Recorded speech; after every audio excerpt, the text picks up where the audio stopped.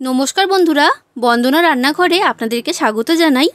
আজ আমি আপনাদের সাথে আলুর একটা খাস্তা রেসিপি শেয়ার করছি। এটা আপনারা সকাল বিকালের টিফিন হিসাবে বা নাস্তায় তৈরি করতে পারেন। এটা তৈরি করা খুবই সহজ, হাতে সময় কম থাকলে তখন আপনারা আলুর এই খাস্তাগুলো বানিয়ে ফেলতে পারবেন। আর এটা এতটাই খাস্তা আর মুখরোচক স্বাদের খেতে হয় যে এটা বাচ্চা থেকে বড় প্রত্যেকেই খেতে খুবই পছন্দ করবে। আর গরম গরম পরিবেশন করবেন, এটা খেয়ে প্রত্যেকেই আপনার প্রশংসায় পঞ্চমুখ হবে। তাই বন্ধুরা, আপনারা ভিডিওটা পুরোটা দেখতে থাকুন। আশা করছি আপনাদের সকলের রেসিপিটা খুবই ভালো লাগবে। আর আপনারা যদি আমার চ্যানেলে নতুন এসে থাকেন তাহলে আমার চ্যানেলটা সাবস্ক্রাইব করার জন্য অনুরোধ রইল। এই রেসিপিটা তৈরি করার জন্য আমি এইখানে নিয়েছি 300 গ্রাম ময়দা। এবার ময়দার মধ্যে আমি দিয়ে দিচ্ছি লবণ স্বাদ অনুযায়ী। এরপর দিলাম হাফ চামচের মতো চিনি। চিনিটা এখানে খুব বেশি দেবেন না, অল্প করেই দিতে হবে। এরপর দিয়ে দিলাম ছোট চামচের হাফ চামচের মতো গোটা জিরে। আর এরপর দিয়ে দিচ্ছি ছোট চামচের 1 চামচ সাদা তিল। সাদা তিল দিলে আলুর খাস্তা খেতে খুবই ভালো লাগে। এরপর দিয়ে দিচ্ছি ছোট চামচের হাফ চামচের মতো চিলি ফ্লেক্স। এরপর দিয়ে দিচ্ছি সামান্য পরিমাণ হিং। আপনাদের কাছে যদি হিং থাকে তাহলে অবশ্যই ব্যবহার করবেন, আর যদি হিং না থাকে তখন হিং ছাড়াই এটা তৈরি করে নেবেন। আর সব শেষে আমি এর মধ্যে দিয়ে দিচ্ছি সাদা তেল। আমি এইখানে বড় চামচে 3 চামচ সাদা তেল দিয়েছি। এবার এই সব কিছুকে আমি ময়দার সাথে ভালো করে মিশিয়ে নিচ্ছি। আর একটু সময় নিয়ে ভালো করে মিশিয়ে নেবেন যাতে প্রত্যেকটা উপকরণ ময়দার সাথে ভালোভাবে মিশে যায়। তো দেখুন বন্ধুরা, এটা আমার মেশানো হয়ে গেছে। এরপর আমি এইখানে নিয়েছি উষ্ণ গরম জল। উষ্ণ গরম জল দিয়েই ময়দাটাকে এখানে মেখে নিতে হবে, এটা কিন্তু আপনারা মনে রাখবেন। এবার অল্প অল্প করে জল দিয়ে ময়দার একটা ডো আমি তৈরি করে নিচ্ছি। তো দেখুন বন্ধুরা, ময়দার ডোটা আমার তৈরি করা হয়ে গেছে।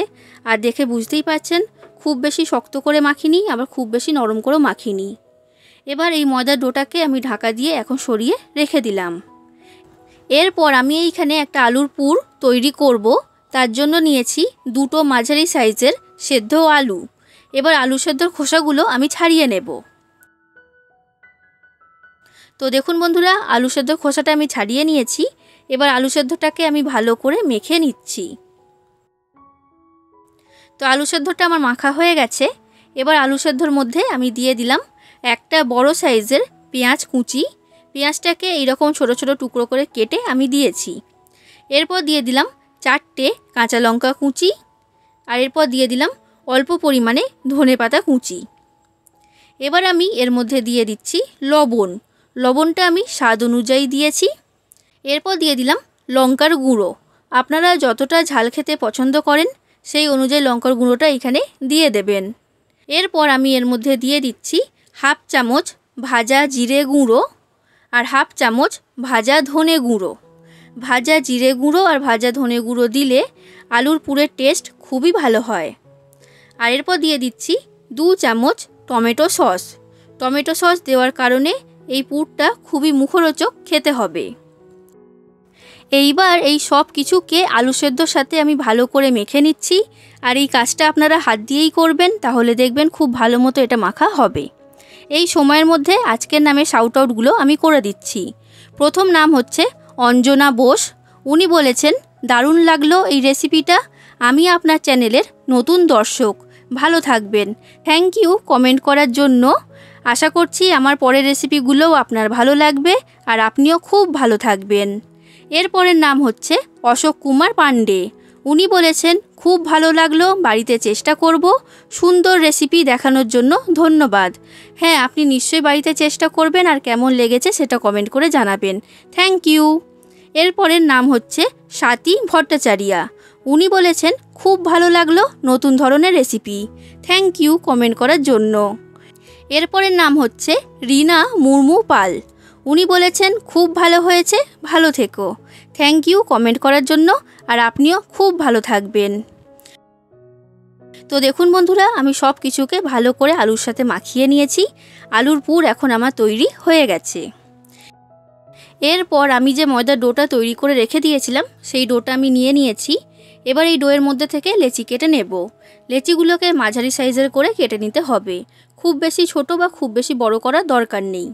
আমি এইখানে মোট 9টা লেচি তৈরি করেছি। এবার এর মধ্যে থেকে একটা লেচি আমি নিয়ে নিলাম আর বাদবাকিগুলোকে ঢাকা দিয়ে সরিয়ে রেখে দিচ্ছি। এবার এই লেচিটাকে আমি বেলে নেব, আর বেলার জন্য শুকনো ময়দা আমি ব্যবহার করছি।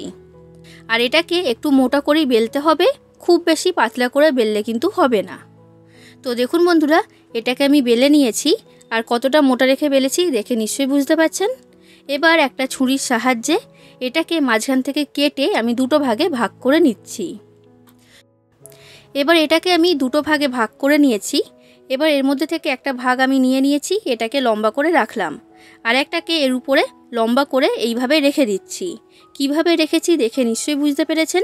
এইভাবে রাখবেন, তাহলে দেখবেন একসাথে অনেকগুলো লেয়ার তৈরি হবে।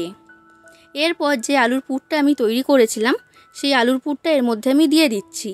তো পরিমাণ মতো আলুর পুর আমি দিয়ে এইভাবে হাত দিয়ে সমান করে দিলাম। এবার এর মধ্যে আমি লাগিয়ে দিচ্ছি জল। জলটা অবশ্যই লাগাবেন, জল লাগানোর কারণে এটা খুব ভালো মতো আটকিয়ে যাবে, তেলে ভাজার সময় কোনোভাবেই খুলে যাবে না। এবার এই ধারগুলোকে এইভাবে মুড়ে আমি মুখটা বন্ধ করে দিচ্ছি, আর ভালোভাবে আটকিয়ে দেবেন যেন কোনো দিকে ফাঁকা না থাকে। তো দেখুন বন্ধুরা, এই আলুর খাস্তাটা আমার তৈরি করা হয়ে গেছে, আর একসাথে অনেকগুলো লেয়ার তৈরি হয়েছে। ঠিক একই রকমভাবে আমি আপনাদেরকে আরও একটা তৈরি করে দেখাচ্ছি। বন্ধুরা, রেসিপিটা যদি আপনাদের ভালো লাগে তাহলে অবশ্যই একটা লাইক করে দেবেন, যতটা সম্ভব ততটা শেয়ার করে দেবেন, আর কমেন্ট করে জানাবেন রেসিপিটা আপনাদের কেমন লেগেছে। আর এই রকমই নতুন নতুন রেসিপি পেতে আমার চ্যানেলটা সাবস্ক্রাইব করতে কিন্তু ভুলবেন না। তো দেখুন বন্ধুরা, ঠিক একই রকমভাবে আমি সব আলুর খাস্তাগুলোকে তৈরি করে নিয়েছি। এবার আলুর খাস্তাগুলোকে আমি ভেজে নেব। তার জন্য গ্যাসের মধ্যে কড়াইতে সাদা তেল গরম হতে বসিয়ে দিয়েছিলাম। তেলটা এখন হালকা গরম হয়ে গেছে। এবার এই তেলের মধ্যে একটা একটা করে আলুর খাস্তা আমি দিয়ে দিলাম। এবার গ্যাসের ফ্লেমটা লো ফ্লেমে রেখে এইভাবে উল্টে পাল্টে আলুর খাস্তাগুলোকে ভেজে নিতে হবে। মিডিয়াম ফ্লেমে বা হাই ফ্লেমে রেখে ভাজলে কিন্তু হবে না, তখন বাইরে থেকে রং চলে আসবে, ভেতরে এটা কাঁচা থাকবে। তো সেই কারণে লো ফ্লেমে এটাকে ভেজে নিতে হবে, তাহলে দেখবেন এটা খুবই খাস্তা তৈরি হবে। তো দেখুন বন্ধুরা, আলুর খাস্তাগুলো আমার ভাজা হয়ে গেছে, এগুলো খুবই মুচমুচে তৈরি হয়েছে।